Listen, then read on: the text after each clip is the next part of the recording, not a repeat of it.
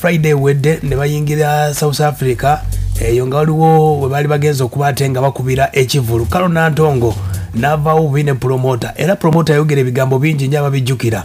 Promoter yavaawo n'agamba nti Kalo Nantongo yamuswazizza nnyo n'agamba nti tayinza na kuddamu kubanga ategeka omuyimbi oyo olw'ensonga nti bamwefuulira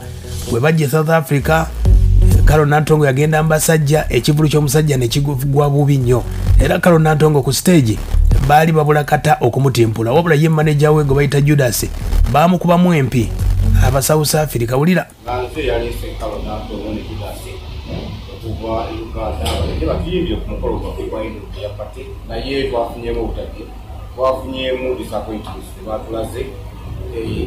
wacha kumacha nemba kolera ipakula byonna Judas yaina passport mu collecting law na connections ne Uganda ne bamuleta passport yesobola okuvaayo mu kolera visa nemba certificates zaba South Africa ne sako moyo ko nesobola okubanga babukingira hotel one of the 5-star hotels in South Africa koje baiso obulum batuka airport kiro Judas bali bamukutte ne kitegedde emboozi ezo zonna yazogera. Promoter agamba nti manager wa Kalo Nantongo yamukolera visa tebyali byangu kuba ennyonyi gyasooka okulinnya ne bamukwatyako ne ku airport yawo ng'ayingira wabula ne babimaliriza. Agamba nti waliwo omuvubuka bamuyita Nana Music oyo nno naye alemesa nnyo abayimbi bano n'agamba nti Kalo Nantongo genda okuyimba obudde obusinga yabumalira mbasajja era ekivulu kye ne kifa bwe kityo. Yabadde n'abasajja esantoni era twepu weziri esobola kusindikira buli kimu obapostinga era omuyayi yaŋŋambye nti mwana yaŋŋambye kanolaba nsonyiwa okitegedde oye promoter kati Carolina Nantongo ne yavuddeyo n'abategeeza olw'ensonga nti alina bookings ez'enjawulo Dubai ne mu UK kati ng'ategeeza basponsa bayinza okukansolinga ebivulu bye ebijja mu maaso kwe kutegeeza ab'amawulire naye yabadde yasooka okugaana ng'ab'amawulire bamukubira tabiddamu. Kalo Nantongo anyumya bw'ati emboozi ye ne promoter oyo gw'owulidde esho okugifuna yennyini tebayita munze bankubira essimu nawe bankubira nembawe namba ya manager wange nembagamba mwogere naye mumalirize byonna so ne boogera nze okuddamu okubanga abiyingiramu genda ku embassy so ne tutuuka ne tugenda bwe tutuuka okugenda twatuuka late ne tutuukira ku hotel gye baatufunira bwe twatuukawo sawa zalinga 10 nga bugenda buca ne tuukawo ne boogera ne bali ndaba ku reception ndaba tebavaawo twalwawo keddakiika nga abiri nga tumanyi lwaki baluddewo nze kubulya nga bwe kyali ne tumala ne mbagamba nkooye tutambudde nnyo I need to rest so ne mbagamba mutwale ku room ne batwala ku room tutuuka ku room bagulawo room emu nze simanyi lwaki so tuyingira munda kuba nze siri muntu wa ntalo saagala nnyo bitu byakuyomba ne tuuka mulimu ebitanda bibiri nga kyerinaanye kino n'ekiri awo nga bwerinaanye tewali space so ne tubabuuza tugenda kusula muno ffenna ne manager wange kwaliko omukyala aya basi Kalo Nantongo nga yeebuuza promoter yamutwala mu hoteri mu kitanda kye kimu ate asule ne manager we. Kalo Nantongo akyanyumya emboozi e South Africa ku airport twali ne Nana abali wana Uganda Nana mumumanyi Nana akoze naye for a long time kuva wenatandika okuyimba era ne music wange ku online ku YouTube yagikwasaganya kitegeeza ali ku timu yange nkola naye nze okubeera naye eri yes bagambye boyfriend wange biki okubeera naye eri bogenda ku nsi etaliyo nosangayo omuntu gwomanyi of course gosinga okola ki webale nnyo kati wetwatuuka ku hotel eri gye batutwala Nana yaliko twagenda naye kuva ku airport paka gye twagenda ku hotel so wetwabeeraawo ekiro twasigalawo ne nze Nana ne Jude era wetwayingira mu hotel Judas yafuluma ne Nana ne bagenda ku reception bampa obudde neetereze ng'omukyala kubanga twali room ntono ng'ali wali ndi wano saleeta ngoye nnyingi nti nno ngenda kweyamba oba wenaateekako kireesu sobola okweyambula oli manager wange sibbaawo okitegedde. Kalo Nantongo akyanyumya emboozi yonna promoter byabadde agamba nti yali mbasajja agamba ensonga teyali bwetyo wabula kwekwasa. Nana yamanyi South Africa yamanyi hotels yamanyi bwe tuyinza okugenda Nana tumubuuza njagala tufune room endala ku sente zaffe kubanga twali tugenda twagenda ne sente zaffe so Nana natugamba manyi tugende mu Santo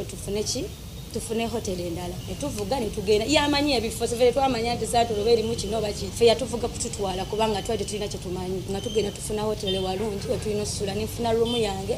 Judas n'afuna room ye naye we twali tuva ku hotel eri gye baatuwa mu kkubo nga tugenda tufulumye hotel bwe tuti Judas yakwata essimu n'akubira omwami oyo eyabadde ku TV ng'ayogera n'amugamba sebo brand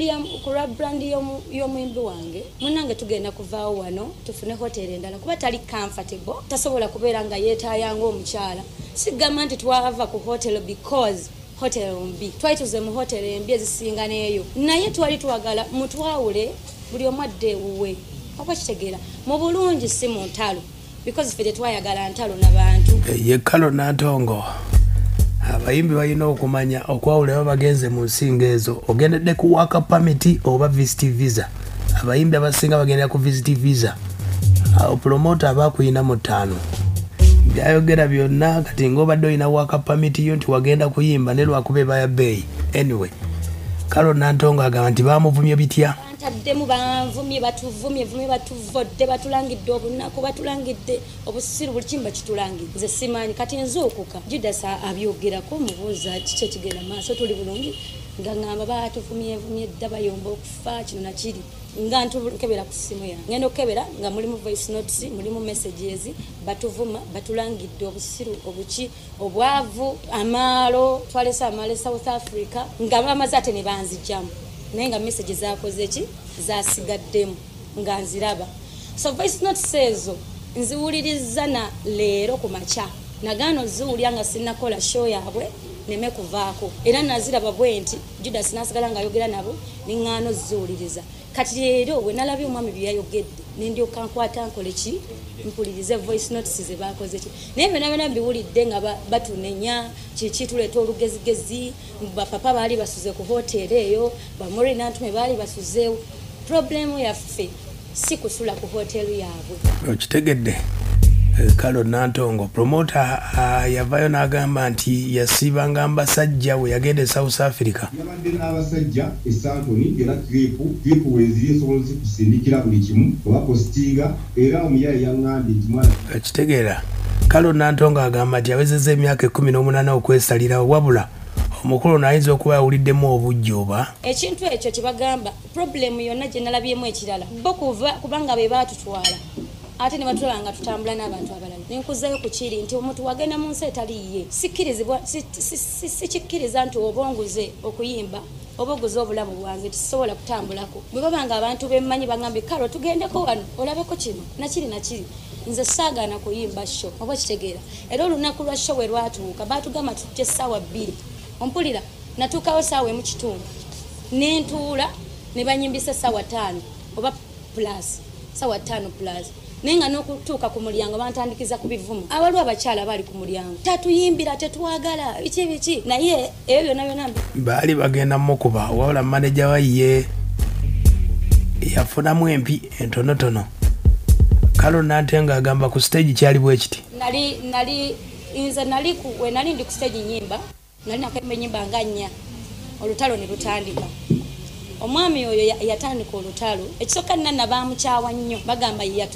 yatupaaza naye tuli bantu tuli above 20 oba 18 mbu musajja wange yampaaza nanzija wano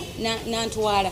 naye omusajja oyo yatandika olutalo yayimuka nakwata ettaala n'alyasa ngayagala kutukuba zinali ku stage ngayagala kunkuba kati ne bakwata nana ne bamukwata ne batandika okumulwanisa bagala kumukuba nze ndi ku stage ne Judas then bano abantu abamu betwajja nabo najjako n'omwami abantu babiri ne banziza ebbali banga makalo genda otule wansi ne Judas genda otule wansi oddeeri ebbali n'ennyimirira ebbali kati ne balwana ne bayimba omusajja n'ayomba ng'agamba ndowooza obiwulidde ekikonde kyanyooka wabula kalo Nantongo yeetondedde bannayuganda n'ebyo byonna ebyaliwo emboozi esaidi ye yeeyo naye olwokubanga nina shows gye ŋŋenda e UK nina okugenda e Dubai sagala bafans bange oba abantu abangula bagambe omwana oyo yeyisa bw'atyo omwana oyo talina mpisa omwana oyo disrespecting abantu nze okuva bino ebikyona we byatandika sina muntu gwe nali nzizeemu kabere promota simwezanga ku message simuvumangako simukubiranga na ku simu lwaki nga bino byonna bitumbye wala sagala kunteekako bigambo bye saayogedde kitegeeza abantu bange bonna ababadde South Africa nga I'm sorry byonna byatuuseewo naye next time tujja kukolagana n'abantu abatuufu okulaba nga nkola show entuufu kubanga nange performance yange nakoze South Africa yabadde was why because abantu bali banyivu abantu boyimbira ngo balaba banyivu bagala kukwata kulumaluma tosobola kwetinkula ozine bend over no nabadde nakuyimba bwimbe na dobozi nti nzize I'm representing nti nabaddewo